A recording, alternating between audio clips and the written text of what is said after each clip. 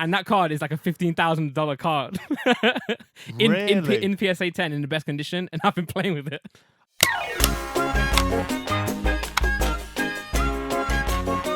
Growing up, I got into Pokemon really young because my brothers enjoyed it. My parents actually enjoyed it. My mum enjoyed it as well. I watch your Pokemon channel, and you talk about your mum a lot. My mum is literally the reason I have like expensive Pokemon cards at this point, because whenever she would, so we had a neighbor who used to be a Pokemon professor, right?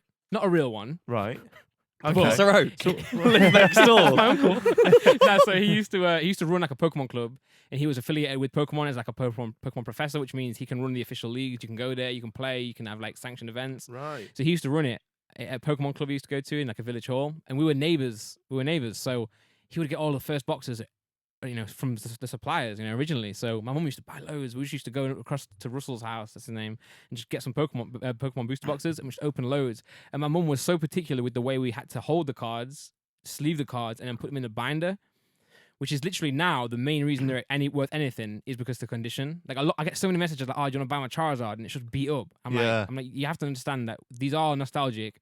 They are worth money, but only if they are pristine, like in Gem Mint 10 or PSA 10, etc. So was your mum doing it because she knew they'd be worth money in the future? I don't know if she knew they would be worth money. I just think she recognized them as collectibles rather than as to be played with. Right. Which is obviously their intention. You're supposed to play with them. So my issue, and this is a great story, is that there's one card, and it's the first edition Neo Genesis set, which is my favorite set of all time.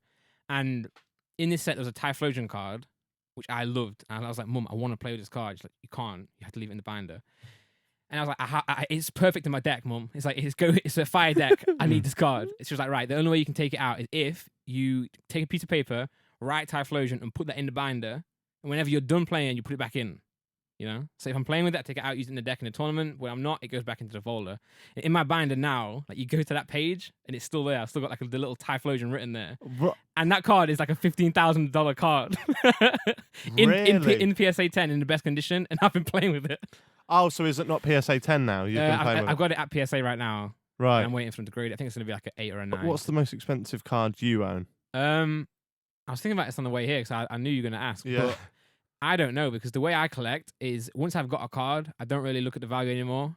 I mainly look at the cards I don't have. You know what I'm saying? So I'll research the price of the cards I don't have because I know I have to buy it.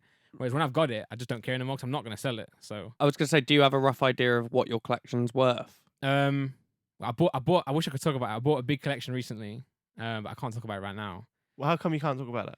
I'll have to tell after the podcast. All right. Okay. It's a weird. I just can't talk about it. But it was a very big purchase, and that was like 12 grand or something, right, for like a whole set. But I think collectively it's probably like 20k or something. 20k. What for your set? My collection, yeah. But if you don't know, the prices have absolutely soared recently because of COVID. Have they? They've tripled. Like cards have tripled in price. It was weird. At the point where COVID started happening, we all thought it was going to drop. We thought, okay, it's over now. Hang up our coats. The cards are going to be worth nothing. So we thought people are going to be losing their jobs. People are going to be needing money. They need to sell their cards off. But it just didn't happen. I think the reason it didn't happen, I think anyone who can afford these cards, like £2,000, £3,000, aren't really affected by COVID anyway. Yeah. So it doesn't really matter. And I think people were listing... First of all, PSA got shut down in California, so you couldn't send cards or in the back, so the supply dried up a little bit. Yeah. So it just got weird, man. People were just spending... I think just cards were getting listed and they were just selling for that amount. Wow. And the way the Pokemon hobby works is whatever the last card sold on eBay is a perceived value, even if it's not. So you get a lot of shield bidders as well. So you get, you list a card up, I'm your mate, I'll go and bid that for like loads of money. And now the next person selling that card will look at the last sold on eBay and they'll now count that as a price. Really? It can be really bad, yeah. Wow, sneaky. Yeah. Fucking hell. I'm fascinated by it. So we've got some packs here. Yeah. I picked them up on the way. Can you explain what these ones are? These are Sword and Shield base sets. So the brand new game, Generation 8 Sword and Shield. This is the first set from that new expansion. So this is the first set. We're now on set 3. Right.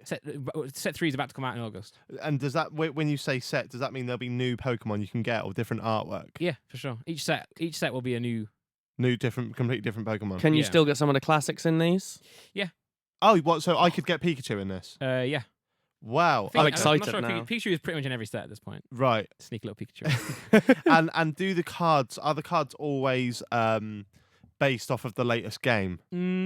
Yeah, pretty much. So, but you will get cards in there that aren't even in the games. Really? Because I don't know if everyone knows about the controversy on the new games. They actually didn't bring back the national decks. So in every Pokemon game, you'll play with the game, and then once you beat the Elite Four and complete it, you can then have any other Pokemon in the game. Like new one will start appearing in the grass and stuff. You can trade them in. On Sword and Shield, they have a set amount of Pokemon, and you can't get some of the old Pokemon in the game anymore. Yeah, I was doing a bit of Pokemon research. I used to love the TV show. Yeah. And at the end, you'd get the Poke Rap. Yeah. And someone had uploaded a new version of it where they did the Poke Rap, but they just had to keep cutting out Pokemon that had now just been wiped from the game. So, because I've got Sword and Shield, Yeah. the game, I've not played it as much. Basically, to get back into it, I had like loads of years out. That's why my knowledge isn't like great. But the first gen, I know all of them. Yeah. But like, I went back. You play Let's Go, don't you? Yeah. So I played Let's Go over Sword and Shield. Mhm. But so what are you saying? So once you complete the decks, sorry, Yeah. it then unlocks more, does it? Yeah, so usually you'll have a new game, and obviously there are new Pokemon in that game. Yeah. So they'll focus on those new Pokemon rather than the old ones. They will put a few like old Pokemons in there just to make up the scenery and stuff. But at the end of the day, you have this game with the certain amount of Pokemon. Then when you beat the Elite Four or you complete the Pokedex or whatever, once you complete the game, it'll then unlock more Pokemon that you either can catch in the grass or you can just trade from old games. Oh, right. On the new one, they have a set dex now, 400 Pokemon. Any Pokemon that aren't in that dex, you can't get. Why'd they do that? I think the reason they did that is because a lot of people think it's because they didn't finish the models of the Pokemon in time, which could be true because they went from the DS to the Switch. Yeah. So I had to improve a little bit with the models, which they didn't do actually. The models are the same, just HD now or better res or whatever. Right.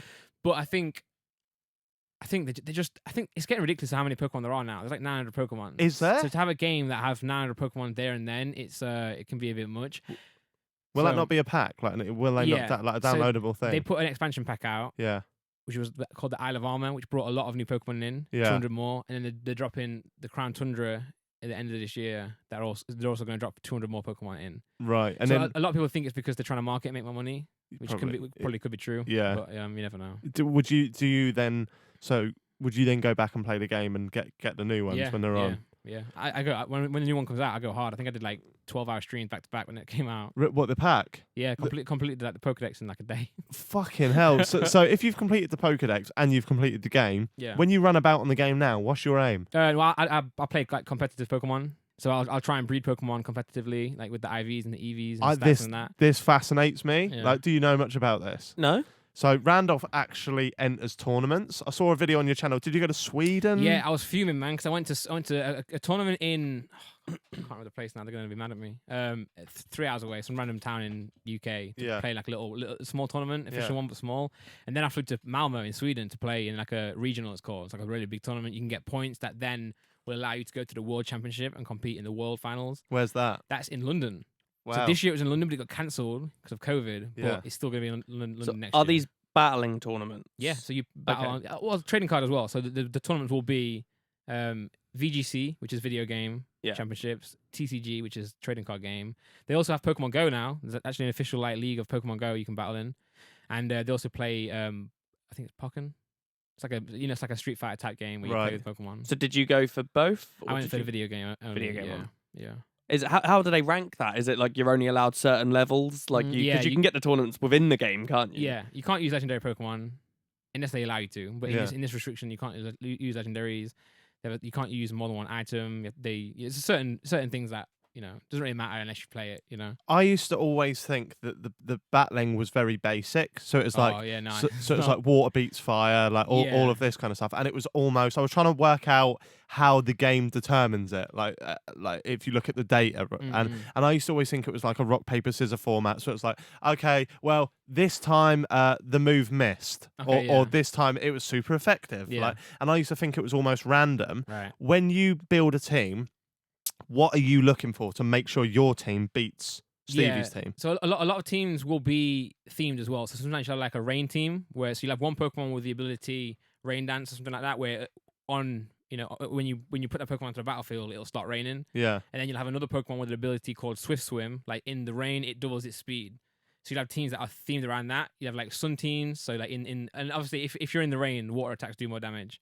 If you're in the sun, fire attacks do more damage, stuff like that. Oh wow! Or in the sun, like grass Pokemon have got an ability where they move twice as fast. So there are a lot of teams that are themed around types or like abilities. So on a rain team, you're obviously gonna have more water type Pokemon. Yeah. But then obviously you're gonna be weak to electric or grass or anything. So then the other Pokemon will be then capable of taking out those Pokemon, your threats. So you have to literally balance what you're weak to, and then put Pokemon in that's strong to whatever you're weak to.